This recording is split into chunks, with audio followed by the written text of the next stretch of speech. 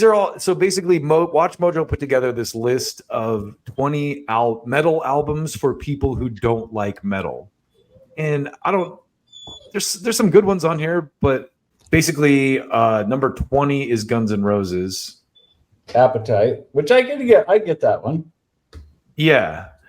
But also, yeah, because it has songs like, so I think the thing with this for me would be like, okay, Guns N' Roses' Appetite for Destruction has songs like Sweet Child of Mine and Paradise City, right? So I guess that's a good in. I'm guessing, is most of this like metal albums of like that feature songs that would be played at like sports arenas or something like that? No. Not necessarily. No? I just think, to me, a metal album that to get somebody into metal should be catchy.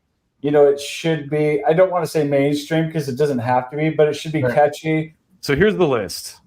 Okay.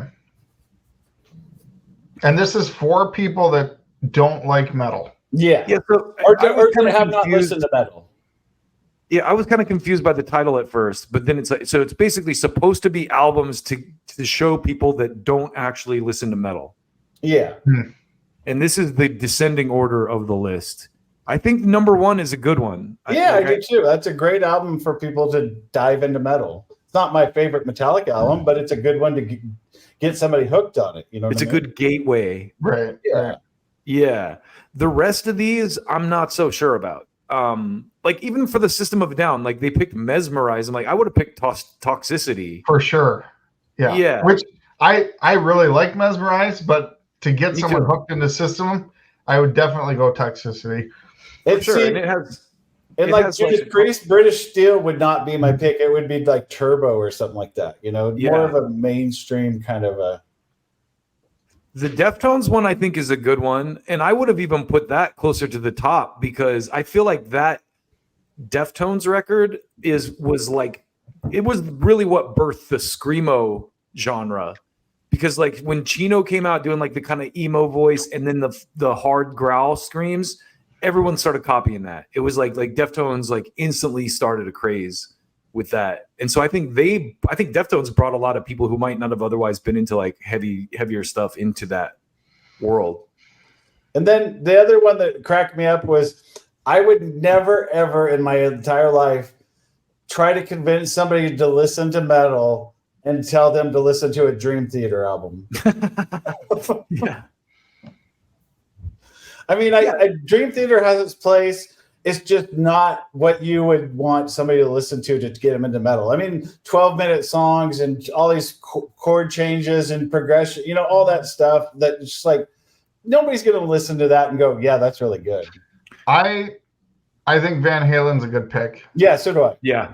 I would have put AC/DC Back in Black on there. Mm-hmm. Yeah, I guess I would too. Now that you think about it, Joe, that's a good call. That I think is the biggest beef I would have with this is there's a lot of good stuff missing, like Nirvana Nevermind. Yeah. Because that might not even be a metal album, but that is a heavy album. It's a gateway to something heavier. Like that. Yeah. These should be like more gateway to metal versus good metal album. Exactly. Gateway to metal is a good way to put it, man.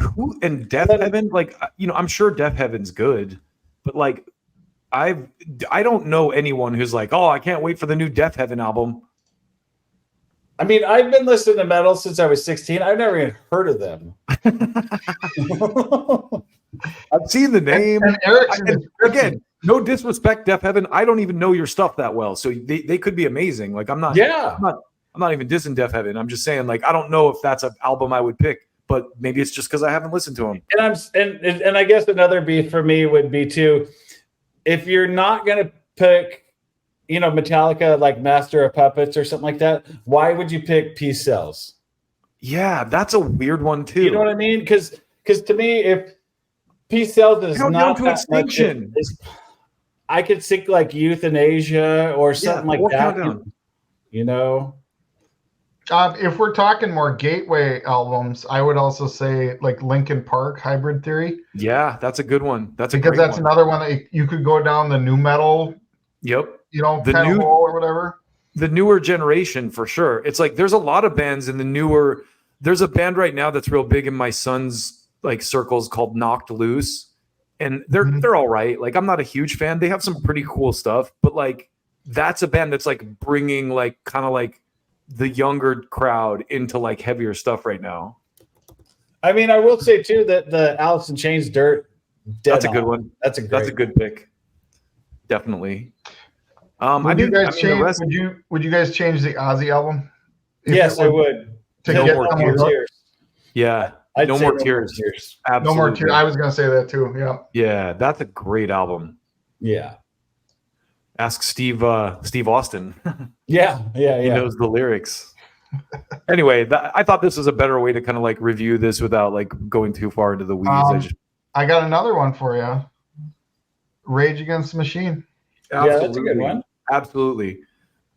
I mean, that album, that first Rage Against the Machine album, to me is like the Led Zeppelin kind of my generation. Like it just holds up so well. It's such a great album. Like the riffs, the lyrics, the beats, everything.